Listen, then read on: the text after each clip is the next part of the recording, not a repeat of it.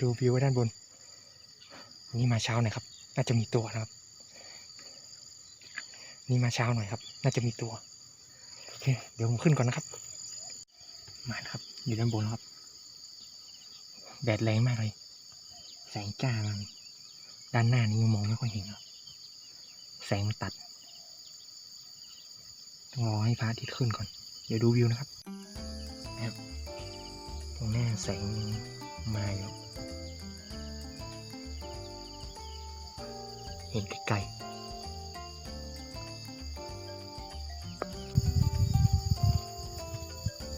บรรยากาศเงียบสงบ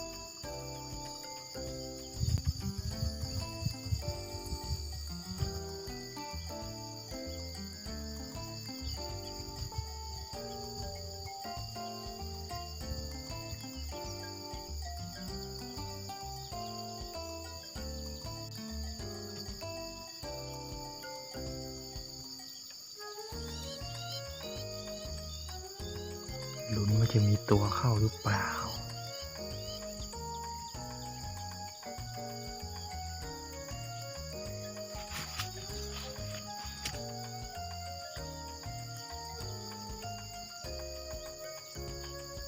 ปลานิลมาตัว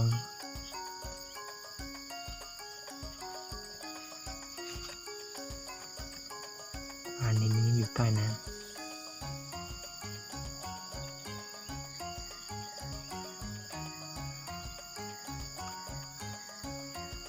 ว่านิ่งๆใต้น้ำลงน้ำลึกแล้ว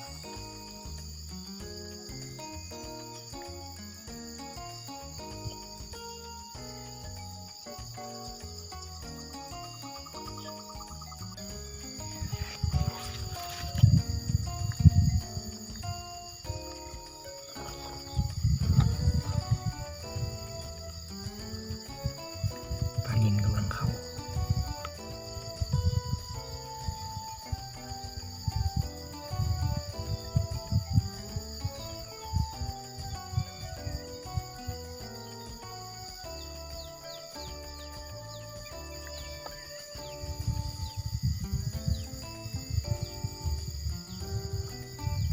ไกลเลย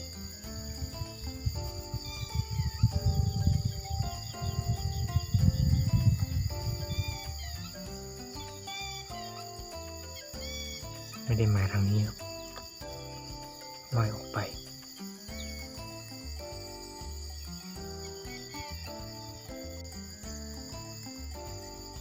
ต้องรอแสงก่อนครับเพราะว่าแสงฝั่งนู้นมองเห็นไม่ไกลนะครับปลาออกฝั่งโน้นมองไม่เห็นนะครับแสงตัดมองได้แต่ด้านหน้า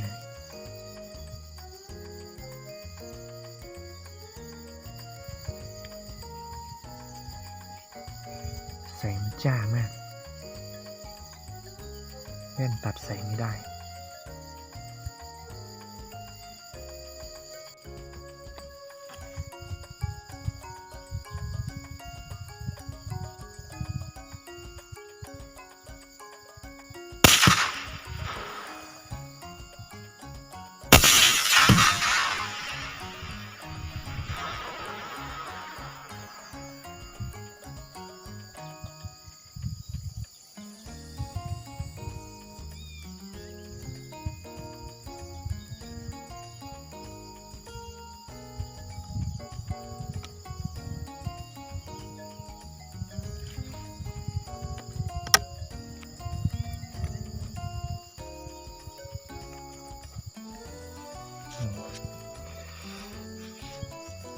น่าจะขึ้นยังไม่สุด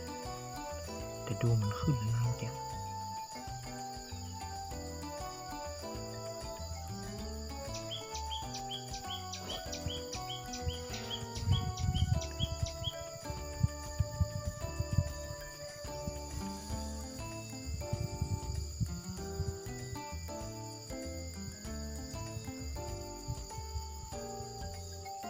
เห็นขึ้นตรงนั้น2-3 ที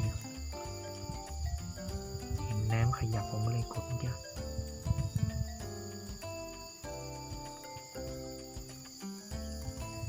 ปลานิล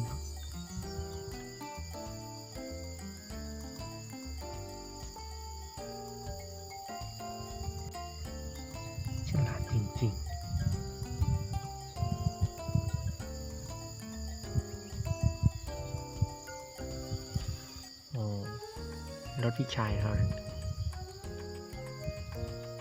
จอดอยู่ฝั่งโน้นสงสัยมาแต่เช้าครับ ข้ามน้ำไปอีกฝั่งหนึ่งไข่เปียกตอนเช้าครับ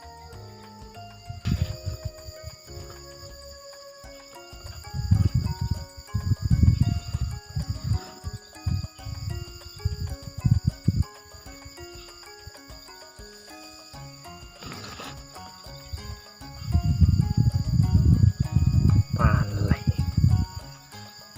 โดตัวไม่ใหญ่นี่มองว่าค่อยถนัดแสงยังไม่ถึงนะครับ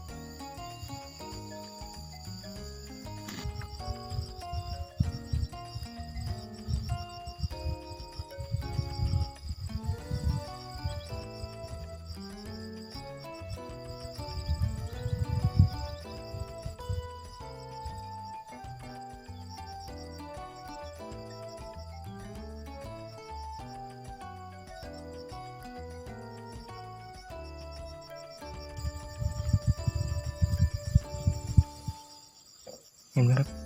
เห็นแต่ปากในน้ำไม่ยอมขึ้นครับ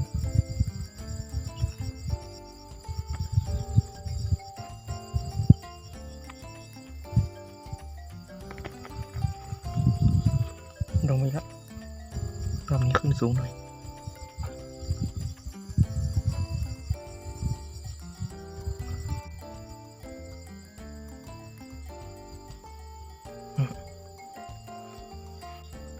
ไม่ยอมแตะผิวน้ำเลย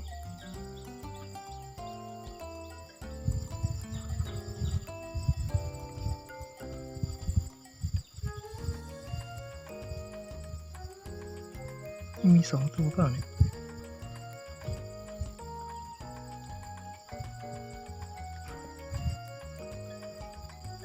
อ๋อมีหลายตัวถึงว่า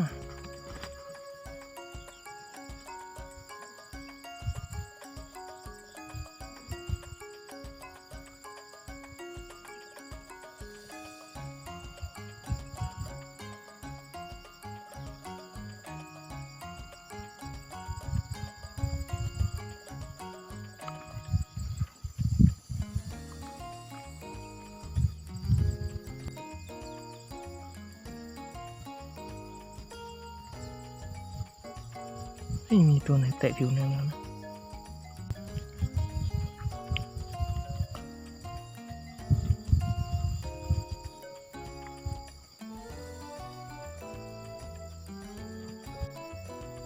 มันฉลาดมากนะตามันจ้องเราเขมิงนะ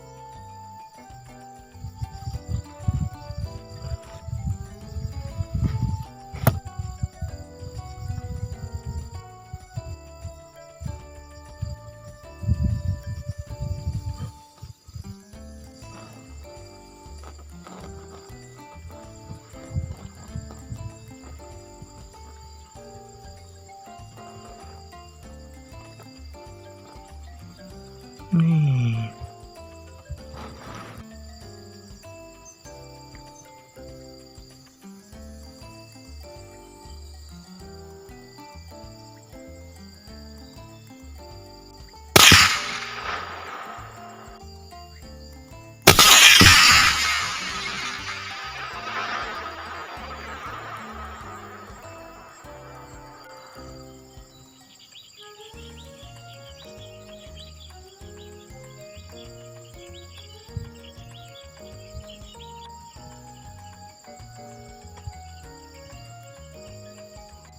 น่าจะอยู่แล้วตัวเนี้ย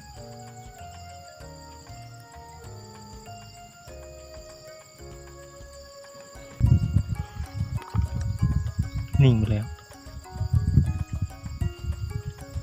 จะเข้าจุดเอาอย่างเงี้ยโอเคเลย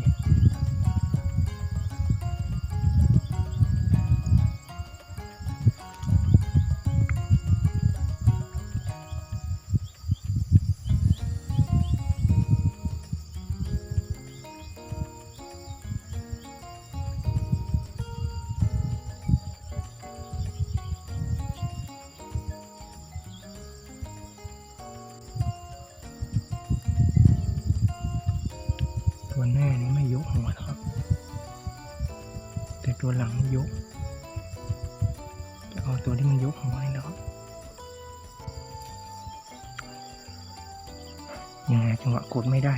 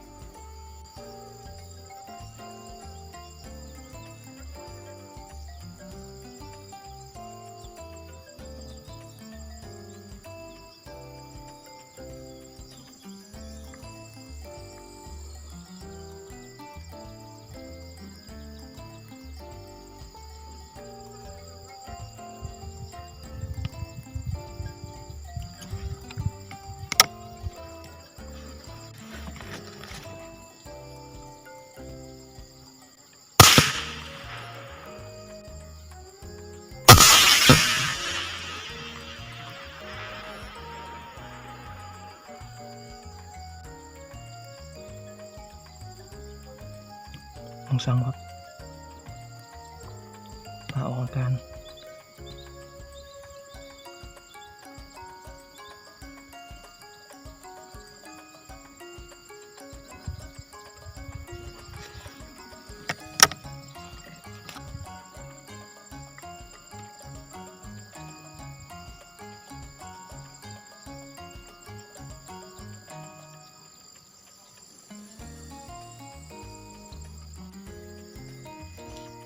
มี2-3 ตัวเนาะ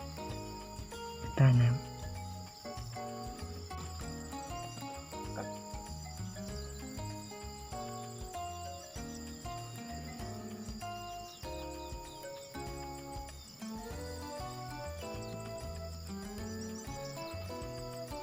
อยู่ใต้น้ำนะครับเนี่ยไม่ยอมเงยหน้าเลยเงยหน้าก็กดครับ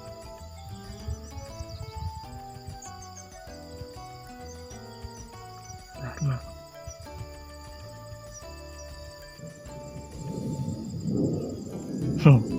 ปลากำลังเข้าฝั่งเครื่องบินมาครับถอยลงเลย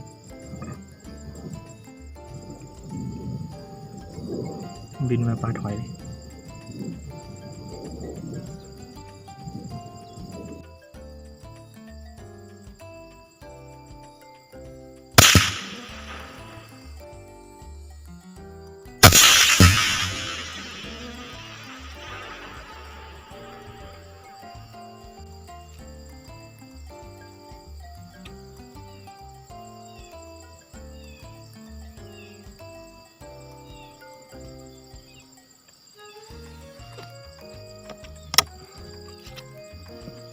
ตัวนี้50-50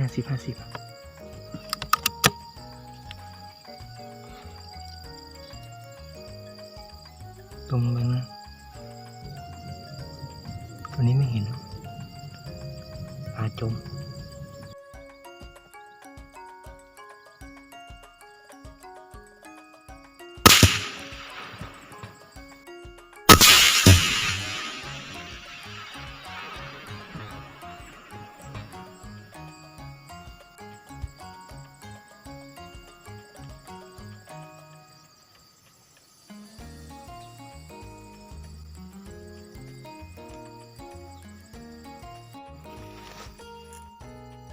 เนี่ยครับจอมไวไลครับขโมยปลาเดี๋ยว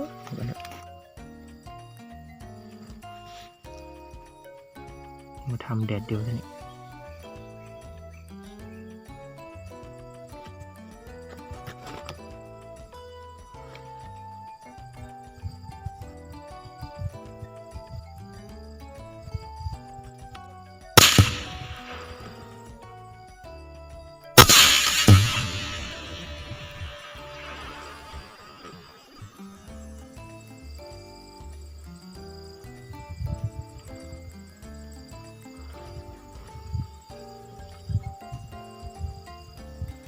ตัวนี้ไม่แน่ใจว่าจะอยู่หรือเปล่าครับเพราะระยะมันไกลหน่อย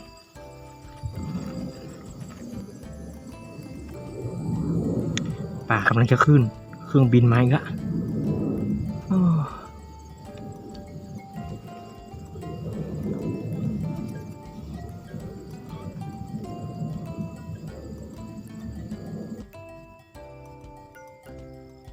ดูนะดูใต้น้ำหน่อยหายใจขยับนิดหน่อยลงเลยดูมันเล่นกันใต้น้ำ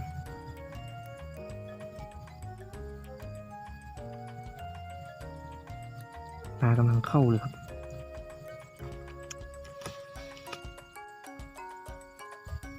เอ๊ะปกติปลานิลมันจะไม่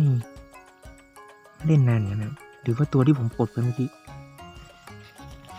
เซงอยู่ตรงนั้นปกติปลานิลมันจะไม่อยู่งั้นนะ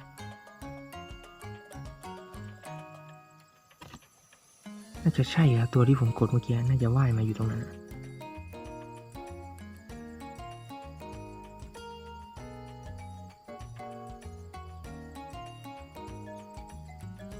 ใช่แล้วครับหรือว่าตัวมันมาว่ายเล่นกันไม่ใช่น่าจะตัวที่ผมกดเมื่อกี้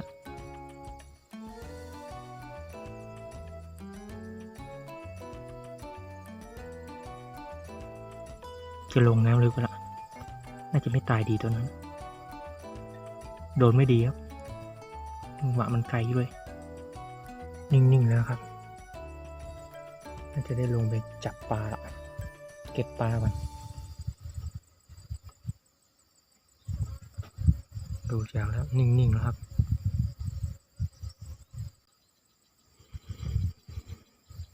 ขอเก็บปลาก่อนครับ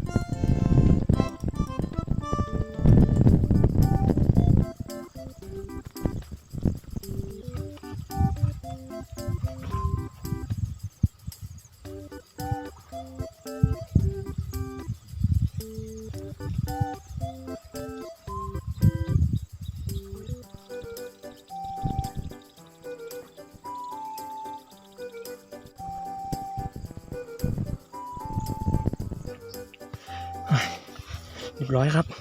4 ตัวอีกตัวหาไม่เจอครับผลงานของห้างวันนี้ครับ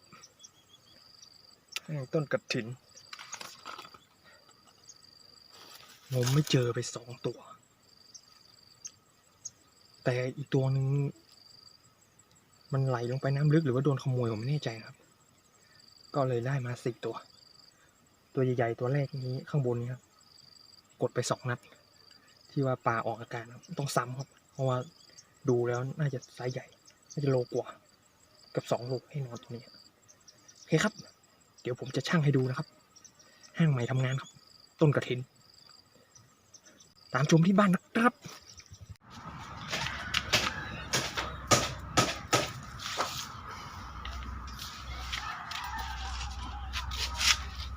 มาแล้วครับ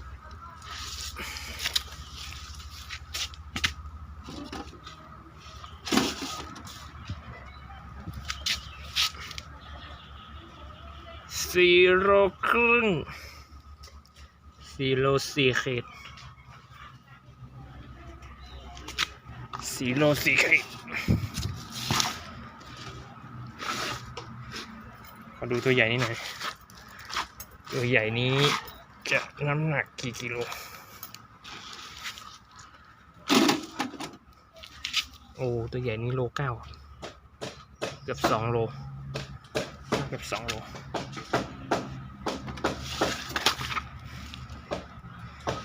ตัวใหญ่ตัวเดียวก็นี่แล้วครับคุ้มแล้ววันนี้นี่โล 9ตัวเดียวก็คุ้มแล้ว